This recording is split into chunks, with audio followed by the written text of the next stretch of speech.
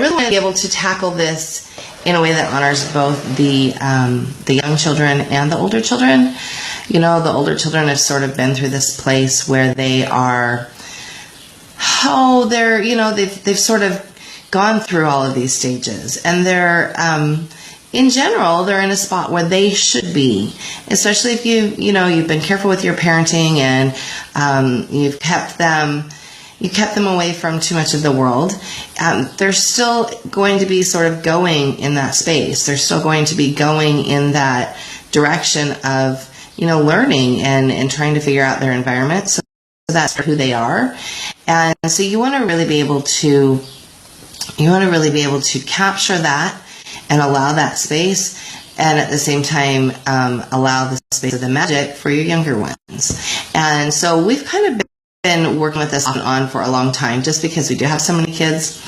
And one of the things that I say often to big kids is, nobody there was there to ruin your life. So you cannot ruin it for Sam or Soraya. You need to remember that you were once 5, you were once 4, you were once 6. You need to be okay with them having it their way, as far as, it may not be totally accurate. They're in a very dreamy place, and you need to be okay with that. And so, I talk to my big kids about that often. And when we're in a group setting where there's kids that I don't know very well, I talk to those kids too. But I don't talk to them about it in a very, I'm not harsh about it. So I might gather a group of, say, 9, 10, 11-year-olds and say, listen, we've got little kids here today. I want to make sure that they have a good time too. So let's keep your bigger kid talk maybe over here to the side. And when we're all together as a group, because we run a co-op, so sometimes this has to be said, when we're all together as a group, let's remember that there are little kids here too.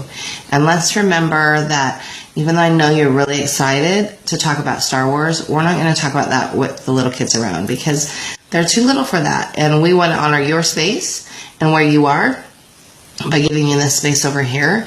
But when we're together, we want to honor everybody's space.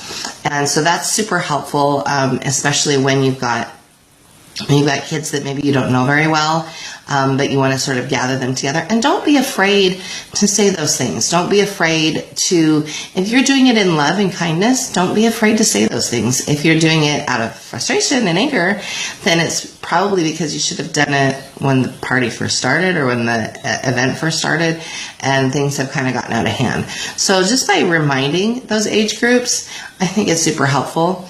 If you've got kids that maybe aren't molding into your group very well, or melding into your group very well, I think it's helpful to have a straight up talk with the parents of, this is something that we really don't want at our group, but we want you at our group. And so is there a way that we can work on this together so that everybody feels safe and happy? So I think that happens a lot in homeschool groups.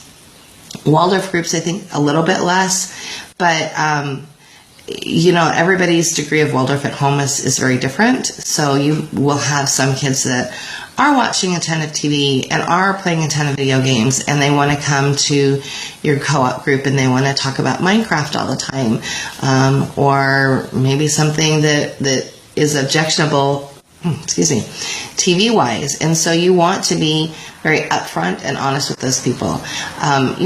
With my big kids, even though they've had some media, I will, we sort of go through before we get out of the car at places. Okay, what are we here for today? What is the feeling that we want to have at co-op? We want to have this peace and calm, and we want to make sure that the little kids feel their space as well. So I remind my big kids. I also, with regards to just sort of how things go at home, I sort of said that I do this joking thing where I say nobody ruined it for you, so you don't get to ruin it for them. And I say that to them on a regular basis, not in a mean way, but sometimes I'll whisper it in their ear. I'll go, nobody ruined it for you, so you don't get to ruin it for them. And they go, oh yeah, Mom's on to me. So I'll do that. I also regularly, I police media in my house. I don't like to be the media cop, but it's very easy in today's environment to to have kids that sort of get in over their heads very easily. And so I think that it is absolutely very appropriate and needed for you to police the media that goes on in your house.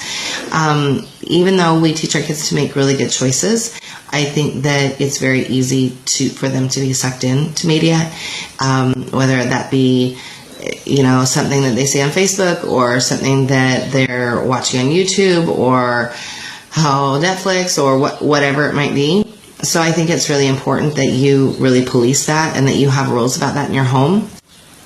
So while we allow our teenagers to have smartphones, we also have rules about where they belong and where they don't belong.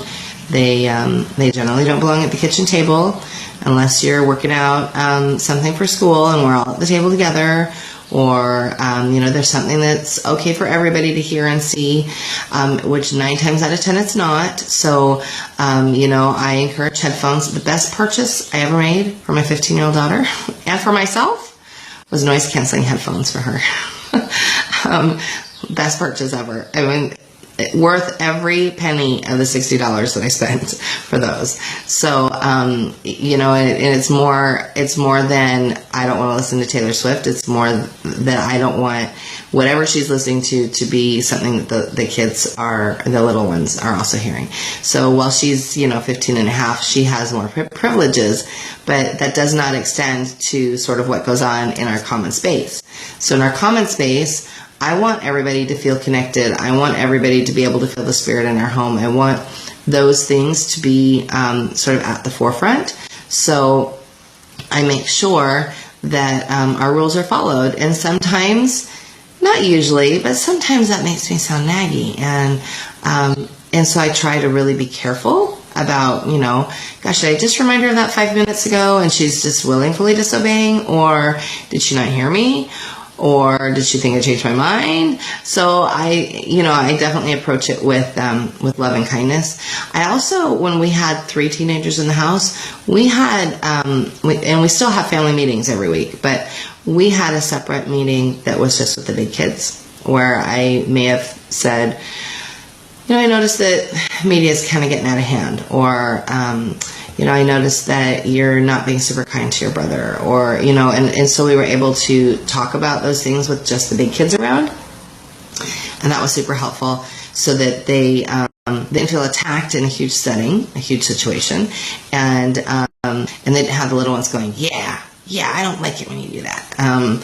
Because that's what siblings can do. That doesn't mean that that's what they have to do, because in our home, we have really fostered them getting along and fostered them loving one another, and I think that's really important. And so, what you bring to it and the way your attitudes are will absolutely affect sort of how things are going in your home. So I think you have to really think about your attitude with your own siblings. I was an only child for most of my life, so I didn't have the siblings. We sort of laugh because I guess every kid does the hot lava thing when it comes to the jumping around on the furniture, and I didn't even know what hot lava was. I mean, like, if you had said we play the hot lava game, I'd have been like, huh?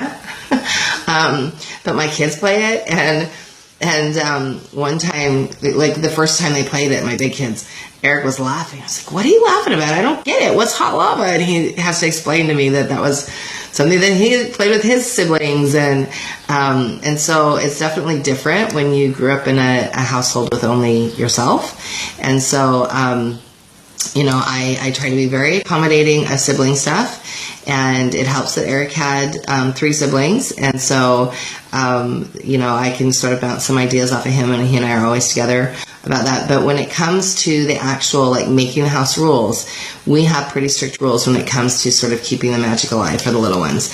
And that means that sort of in our house we have this rule about magical things like St. Nicholas and Tooth Fairy and sometimes Easter Bunny.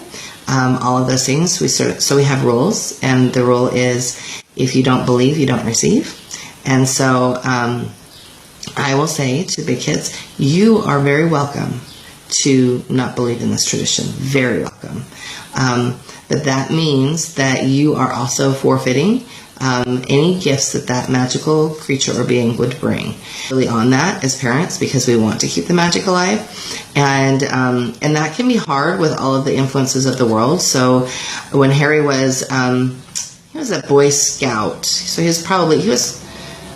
maybe he was still a Cub Scout. So he was probably 8 or 9, and maybe 10, maybe.